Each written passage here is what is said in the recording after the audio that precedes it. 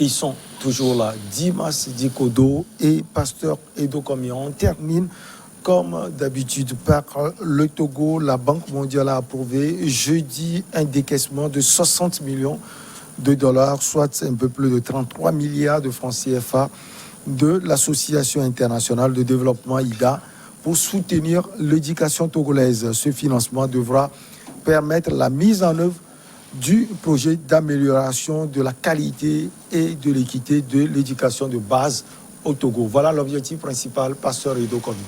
Une bonne nouvelle. Oh, mais pourquoi? J'allais commencer par une bonne nouvelle. Une bonne nouvelle, mais à quelle fin? Mais non, on va d'abord parler de la bonne nouvelle. Le développement, la modernisation de l'éducation. Une bonne nouvelle pour la modernisation du système éducatif. Alors, ce système éducatif qui est très vieux, des années 70. Là, vous voulez parler des curricula, là? Oui, mais qui doit subir des mutations profondes. Il faut des réformes pour l'éducation. Avant d'en arriver à la gratuité des frais, tout ça là, il faut des réformes profondes. Le chef de l'État avait annoncé les États généraux de l'éducation.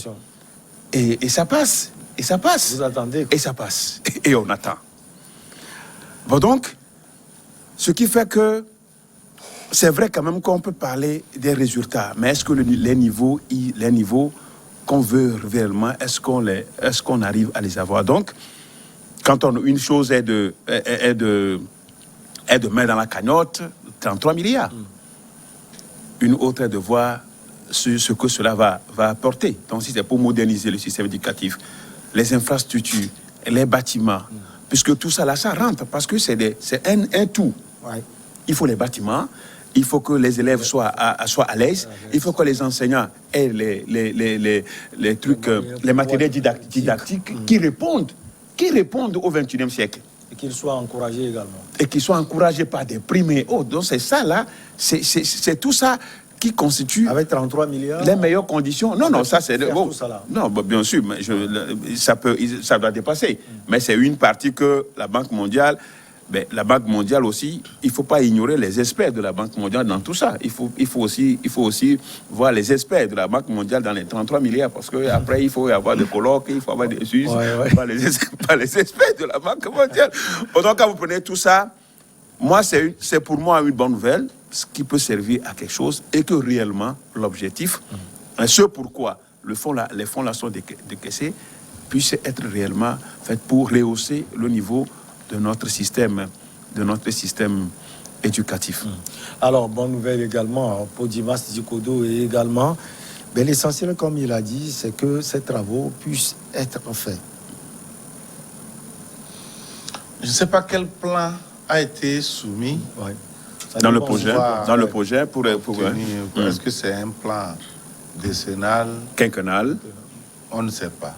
Biennal. Sur combien d'années on va déployer ces milliards-là. Mais il faut reconnaître que c'est important.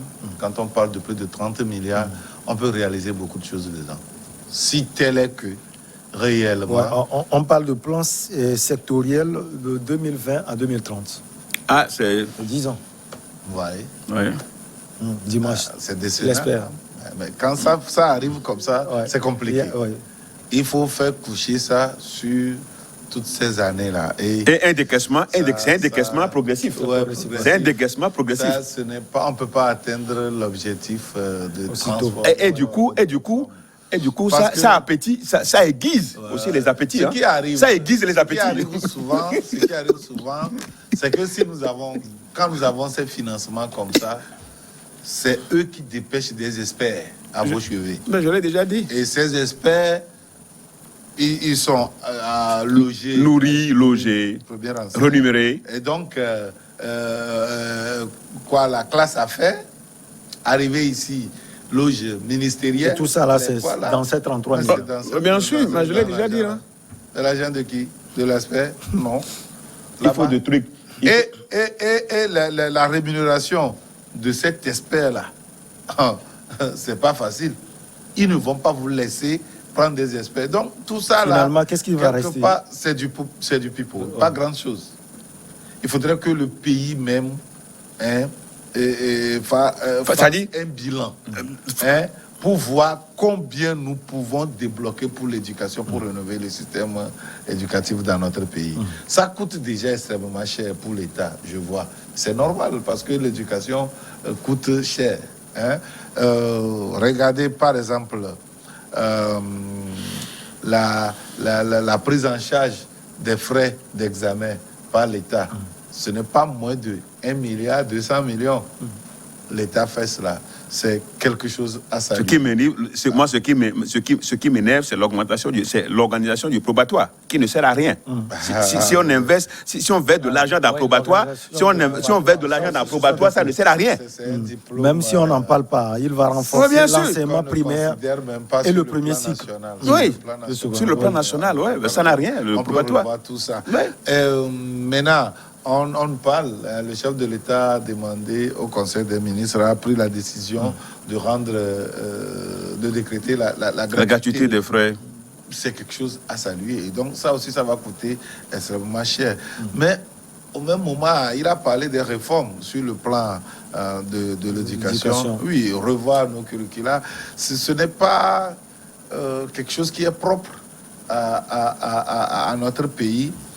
Il faudrait que les curricula que vous voulez enseigner, que vous voulez développer et pour pouvoir former vos apprenants soient quelque chose de conforme au système éducatif auquel vous adhérez. Je pense que le Togo faisant partie du système francophone, ça doit être calqué là-dessus avec à la longue le Kamesse, patati et patata. Vous voyez, non? Ceux qui sont vraiment dans l'éducation ont les termes et les mots qu'il faut pour pouvoir qualifier tout ça. Mais il faut savoir que nous avons quand même une éducation solide dans notre pays. Oui. Il faut reconnaître cela. Ceux qui quittent le Togo ne sont pas les derniers sur le plan international. Non, ne sont pas... Pas du tout. Les minables. Ne sont pas minables. Ne sont pas minables. S'ils n'avaient pas une base solide ici, avant de partir, ils allaient être confrontés à des situations très, très difficiles. Mais ils s'en sortent d'une manière ou d'une autre. Ils s'en sortent. Notre système éducatif est quand même bien. Mais ça ne veut pas dire qu'il n'y a pas des choses à revoir. Il y a beaucoup de choses à revoir. Et les pédagogues, les spécialistes de l'éducation évoquent ça toujours. Je pense que l'État doit prendre ça en compte et non pas uniquement calquer notre enseignement sur l'éducation, mais que ça tende réellement vers une formation qu'on peut exercer sur le terrain. Ah oui. Hein?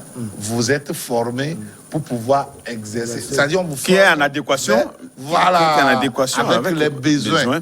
Les besoins, oui. Et parce que ça, on risque de se démarquer un peu du système francophone, parce qu'on sait que c'est... Non, ça dit ici, c'est pour moderniser. Et moderniser. Garder le format là, mais essayer peut-être... Mais moi, j'entendais certains confrères qui disaient la fois dernière, bon, est-ce qu'on a besoin de connaître l'histoire? Est-ce qu'on a besoin de dire que, bon, l'histoire, Christophe Colomb a fait patati patata? Surtout l'histoire sur les États-Unis, sur la France. Sur les États-Unis, connaît les États-Unis, la France. Ah oui, on en a besoin. On en a besoin. Mais de l'autre côté, de l'autre côté, est-ce qu'ils ne font pas sur l'Afrique? C'est pour ça que quand vous discutez avec eux, ils font preuve d'une méconnaissance totale de vos réalités. Oui, les Français ne cherchent pas à comprendre l'histoire de l'Afrique. C'est par orgueil. C'est par orgueil. Et puis quand vous discutez avec eux, vous savez que c'est des gens qui ne pèsent pas. Non, moi, c'est pas... des gens qui ne pèsent pas. Vous êtes plus solide qu'eux. La preuve, c'est que quand ça arrive là, c'est qu'ils nous minimisent. Moi, pour moi, ils nous minimisent. Les Africains. Ils disent, mais nous, on n'a pas d'histoire. C'est pourquoi je dis que c'est l'orgueil. Ils se rendent, c'est la vantardise. Puisqu'à Dakar, un chef d'État français a dit que l'Afrique n'a pas d'histoire. Il est malade. On n'est pas rentré dans l'histoire. C'est parce qu'il ne connaît pas bien l'histoire, il n'est pas bien formé, qu'il pense que l'Afrique n'a pas d'histoire. Tu ne vas jamais voir un Africain tenir ce langage-là. vis-à-vis de l'Europe ou de quelque continent que ce soit. Oui, parce que l'Africain, lui, il est formé à maîtriser toute la réalité de ces continents-là. Tout ça là, et c'est bien. Tout ça là, ça nous rend fort. Ça nous rend fort dans les cultures générales. Oui. Ça nous rend fort dans les cultures générales. Oui, mais c'est que cette culture générale ne nous apporte pas, c'est-à-dire c'est ce que Dimas disait tout à l'heure. Ne nous ouvre pas la voie. Introduire maintenant la voie aux technologies et à tout ce qui est pratique. Ce qui est en adéquation avec la réalité de l'heure. Hein? Introduire la technologie là, par exemple. Mais ceux qui veulent faire des formations vers la technologie et autres, ou bien on essaie... On les canalise jusque dans les technologies. Et comme ça, ils sont des experts. Nous avons quand même des ingénieurs qui ont choisi cela et qui font des exploits. Mais souvent, ce qui nous fait mal, c'est le tronc commun. C'est-à-dire, quand on embrasse, on nous fait l'impression que c'est beaucoup de choses. Il y a ça aussi. C'est pourquoi nous disons qu'il faut moderniser tout. Par exemple, si nous prenons la médecine, aujourd'hui au Togo, avec le bac A, vous ne pouvez pas faire la médecine. Non, bien sûr. Ce qui n'est pas bien. Ce qui n'est pas bien. Parce qu'il y a beaucoup de matières qu'on peut extraire la terminale de A4 Voilà, non, au niveau de la médecine.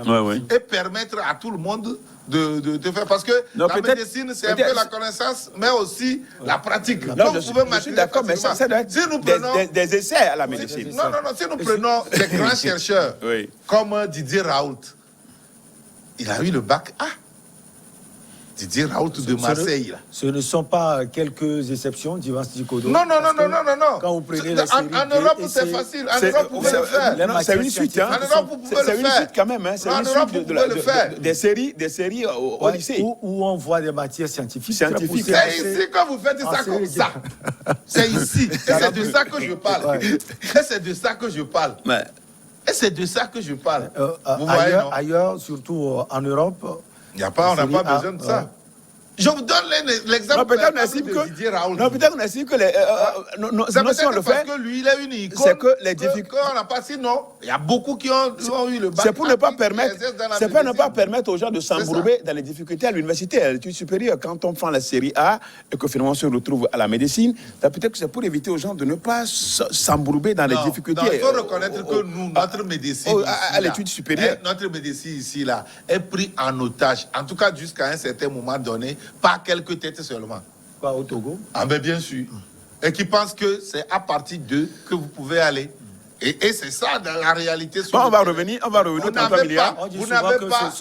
Les jeunes qui réussissent, c'est parce que leurs parents sont passés par. Mais bien sûr, eux ils réussissent. Ils réussissent. Et la plupart, c'est deviner nos dégâts gommés. Deviner nos dégâts gommés. C'est-à-dire le petit palmier. Le petit palmier doit pousser sur le grand palmier. Le grand palmier. C'est ce qui se passe. Et vous allez retrouver des familles qui sont médecins. De manière générationnelle. Oui, ils sont plus intelligents dans leur famille. C'est vrai que l'intelligence est génétique, mais quand même, c'est eux qui réussissent. Et les autres, le pauvre qui vient du village, lui ne peut pas réussir. Et quand vous prenez par exemple... Quand tu prends c'est 1 sur 1 million. Et quand vous prenez, c'est des trucs... Bon, par exemple, au lycée scientifique, vous savez... Pour ceux qui ont déjà fait, leurs parents ont déjà fait la médecine là, c'est 100 sur 100. Eux, ils ne peuvent que réussir. Eux, ils ne réussissent que... Ils ne réussissent. Non, ils ont mais quand vous prenez les pauvres dont les parents n'ont jamais fait la médecine, c'est 1 sur 1 million. Ils jouissent des matériels didactiques, des documents de leurs parents. En tout cas, je peux dire de n'importe quoi. Je peux dire de n'importe quoi. Mais très souvent, ce n'est pas ça. Je peux dire de n'importe quoi. Bon, donc quand on revient, la plupart des temps, c'est que quand on revient, par exemple, vous revenez à ces fonds, des dons, c'est pas des dons ou bien des subventions qu'on nous fait souvent. Il faut que la justice aussi soit forte. Oui. Il faut que la justice soit forte. Parce que souvent, justement pour la gestion. Je fais juste un rapprochement. Parce que des fois, il y a des détournements de ces fonds. Et la justice doit être forte. C'est pourquoi d'ailleurs, moi j'ai apprécié, la justice doit être forte. Non, ces fonds pratiquement sont... Qui ne sont pas souvent décaissés, qui ne sont pas souvent... surveillés. Mais la plupart des temps... C'est des programmes bien définis. Et ceux qui détournent, plus souvent c'est les donateurs là. Pas le biais des experts bizarres.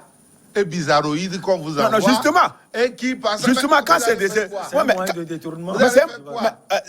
Vous allez faire quoi? Mais quand un expert de la Banque mondiale, par complicité avec des experts, détourne des fonds... Non, ils ne vont pas faire ça. C'est ce que je vous dis. La façon dont ils détournent... Il faut que la justice... Ça dit que c'est déjà consolidé, c'est déjà introduit dans la gestion des fonds, là. C'est comme ça. Et le fonds sans trace. Peut-être au niveau de l'hôtel même. Je peux vous donner un exemple. Je peux vous donner un exemple. Vous avez vu, pour pouvoir construire l'école de police là, ou tout ça là, pour réaliser une infrastructure là-dessus, d'après mes recherches, le général Yark a dû faire du forcing. Parce que le financement que le ministère de la Sécurité a obtenu pour pouvoir faire ça là, de l'extérieur des nations, pour pouvoir faire ça là, tout était pratiquement absorbé par les experts bizarroïdes dont je parlais là. Hein? Et ils allaient tout, ils disaient, vous allez nous financer et puis on n'aura rien même de matériel pour qu'on dise que voilà, avec ce fonds il pompe tout. Hein? Et il a fait du forcing et on a pu construire des stades ou quelque chose comme ça là-bas. Il faut déjà qu'ils font du forcing ainsi comme le général Yark. C'est peut-être ce que... C'est un exemple que je donne. Je ne me rappelle plus tellement de la chose. Mais il a fait quelque chose comme cela. Hein, de merveilleux qui nous a permis d'obtenir quelque chose de ces financements-là. Alors, à chaque fois, ici aussi, il faudrait peut-être... c'est pourquoi nous disons que nous ne savons pas quel plan était financé. Le plan, si on a le plan et les projets qui devaient être financés dans la chose. Sinon, pour la plupart des cas... C'est ces experts-là qui viennent tout absorber. Les projets, voilà, je vais vous donner quelques projets. La construction de nouvelles salles de classe. Voilà. Il y a la formation des enseignants. La mise en œuvre de réformes des curricula, comme vous l'avez dit tout à l'heure. La construction des bâtiments, c'est à ce niveau où le plus souvent, il y a des détournements. Il y a des détournements parce que le plan... Ou déjà font... des petits travaux, des petits travaux. Ce qui est réalisé sur le terrain. Le plan qui est avalisé, c'est pas ce qui est réalisé. Vous ne pensez pas qu'il faudrait avoir un suivi? Oui, c'est là où on doit avoir des suivis. Par exemple, on a prévu des salles de profs d'une dimension bien déterminée, mais sur le terrain. Il faut réduire. C'est à dimension réduite. Vous voyez, on a prévu des latrines publiques. Des dimensions réduites. Des dimensions réduites. Voilà, on a prévu telle aire de jeu ou tout ça là. Et il faut sévir. Et il faut sévir. Donc là, je suis parfaitement d'accord avec vous. Et il faut sévir. C'est-à-dire dans la matérialisation sur le terrain. Dans la matérialisation. Parce que le cas des espèces, c'est un peu difficile. Les espèces sont souvent venus d'ailleurs et autres. C'est difficile. Là, le cercle était fermé. Maintenant, quand on sort pour matérialiser ces financements-là sur le terrain, par la construction des stades, des bâtiments et autres, c'est là où une partie est détournée par les acteurs. Et c'est là il faut faire venir quand même, l'intervention de la justice pour poursuivre ces citoyens véreux qui détournent les objectifs de ces financements à leur profit. Et d'ailleurs, c'est pourquoi Abdoulaye Yahya, le président de la Cour suprême, a fait une sortie ce n'est pas la première fois qu'on a fait cette sortie. Le sortant aussi l'avait déjà dit. Le président Gamato avait déjà. Le constat est là. Tout le monde sait que il y a une minorité de ces juges-là, de ces magistrats, quand même, qui constitue un cercle qui ne fait pas avancer le droit au Togo. On sait, le constat est là. Maintenant, comment y remédier? C'est ça. C'est bien de faire. Ils ont fait le diagnostic. Non, je dis, ce n'est pas la première fois que ces genres de diagnostics sont faits. C'est toujours fait. Gamato l'a fait, mais lui-même, il est appliqué dans un certain nombre. Maintenant, que faire? Bon, peut-être que même certains magistrats demandent, mais le juge, le magistrat Abdoulaye Yahya, on le connaît. Est-ce que lui n'est pas dans ces... Non, je dis. Non, c'est un juge, justement. Justement. Donc, c'est pourquoi sa sortie-là nous plaît. Sa sortie-là nous plaît. Maintenant, sur le terrain, qu'est-ce qu'il faut faire pour que ce noyau-là soit démantelé et que vraiment la justice togolaise puisse prendre de l'envol? Vous pensez que la formation des enseignants, on aura une formation de ce nom. Non, c'est ce que j'allais parce qu'on a abordé aussi, le premier plan, la construction. Ce n'est pas l'enseignement, ce n'est pas le bâtisse, ce n'est pas la construction des classes, des salles. C'est le niveau des enseignants. C'est aussi la mise à niveau. Est-ce que vous savez que à l'université, par exemple, il y a plus de 5 ans, certains départements n'ont plus recruté d'enseignants? Hein? Ce n'est pas bien. Hein? Ce n'est pas parce qu'il n'y a pas de besoin. Hein? Il y a beaucoup de départements. Je vous assure que si c'est qu'on avait suffisamment d'enseignants, on allait répartir les étudiants en quoi là, pour pouvoir... vous voyez? Donc, il y a ce problème qui se pose. Donc, la formation, le recrutement des enseignants, la formation. C'est ce qui fait qu'on entasse aussi les étudiants. Oui, parce qu'on n'a pas d'enseignants. Parce qu'on n'a pas tellement de professeurs pour pouvoir essayer de... Il faut revoir tout ça, de façon à ce que la formation que les gens suivent soit des formations de qualité. Vous ne pouvez pas rester debout et copier les cours et dire que bon, ben, vous suivez bien les cours. Pour dire que vous suivez les cours dans les meilleures conditions. Les conditions ne sont pas... Vous êtes debout. Ne sont pas favorables. On fait quoi là? Ce n'est pas bien. Non. Je ne pouvais pas me taire. Je ne sais pas si le moment social est arrivé ou on est déjà au-delà. C'est presque la fin même. C'est presque la fin, ouais. Sans parler de la question de la justice togolaise évoquée par Abdoulaye Yaya. Oui, vous n'allez pas prendre un problème de terrain actuellement au Togo, un peu partout, pour dire que Yaya est dedans. Corruption pour dire que Yaya est dedans. D'ailleurs, il a parlé de ce problème de terrain. Ah oui, il n'y a pas un magistrat parfait, mais il y a des gens qui se sont débrouillés quand même pour se tenir un tout petit peu quand même de façon irréprochable là. Quand même, quand on me parle de Gamato, Gamato a son nom cité dans un certain nombre de problèmes fonciers. Hein?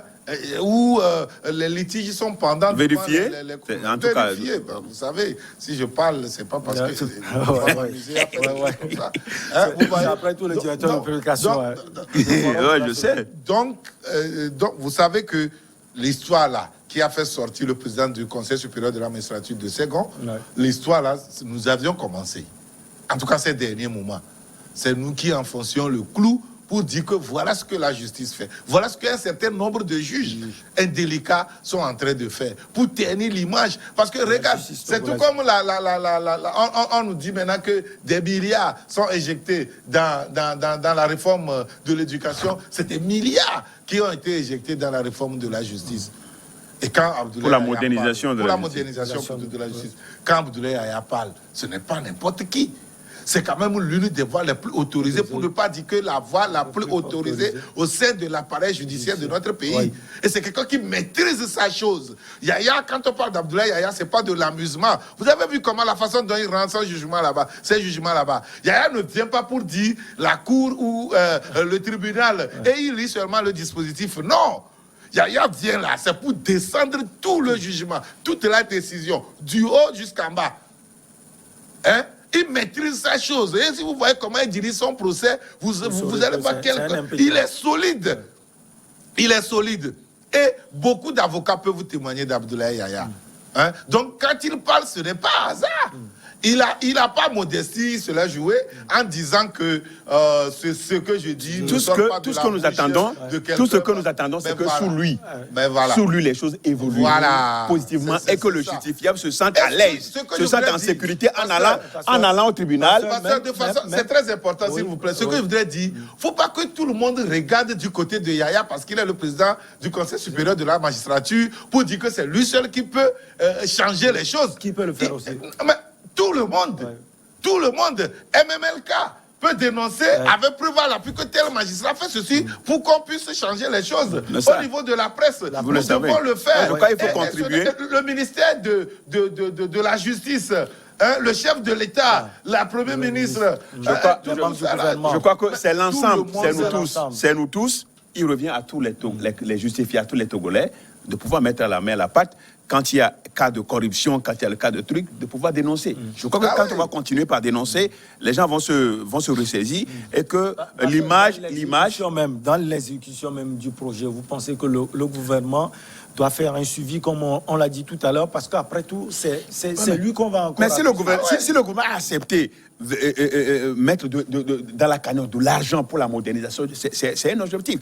Maintenant, tout ce qu'on peut-être on pourra demander, c'est que l'implication, qu'il y ait une séparation entre les pouvoirs, que l'exécutif et le législatif et le judiciaire, que l'exécutif ne se mêle pas, mais sous son contrôle doit être au-dessus de la mairie. C'est ça. Ouais. Doit être, que le ministre ne peut pas pour dire au juge, mais dis-moi, rends-moi une telle décision. Voilà un peu ça. Si chacun doit jouer... Dans l'attribution des marchés... Chacun arrive à jouer son rôle. Des marchés pour la construction des bâtiments. Bien sûr. Il faudrait qu'il y ait une transparence. Il faudrait que ça se fasse dans la règle de l'art. Il ne faudrait pas que des sociétés écrans seules prennent les marchés... Juteux, les marchés les plus juteux. C'est eux qui peuvent construire ici. Et après, on construit des choses bizarres. Demain, après 1 an, 2 ans, après, ça va commencer par chanter. Ça commence par couler là. Et puis, on va dire, oh, c'est pas le bâtiment. On attend la justice dans sa nouveauté. 33 milliards, c'est quand même lourd. 33 milliards, mais sur 10 ans, ben c'est peu, mais c'est très peu, mais ça peut servir. Il faut que quelque chose d'État pour donner une valeur ajoutée au système éducatif togolais. Pasteur Edo, comme et il faudrait que ceux qui sont victimes des corruptions et qui disent que tel juge a exigé ceci, qu'ils refusent et qu'ils dénoncent. Vous refusez, voilà, avec la preuve à l'appui, voilà ce que le juge a exigé. Parce qu'on ne peut pas admettre que... On ne peut pas... Parce que quand on parle de corrompu, il y a aussi le corrupteur. Et on ne peut pas admettre que des décisions soient prises à l'insu des justiciables. Voilà. Où on se met, on prend une décision, les gens ne sont même pas informés. Je crois qu'il a dit. Les gens ne sont pas informés de la décision. On leur présente une décision, ils n'ont pas pris part. Mais il a déjà été rendu. Mais ce n'est pas normal. Bon, je crois quand même que ça se passe. Ça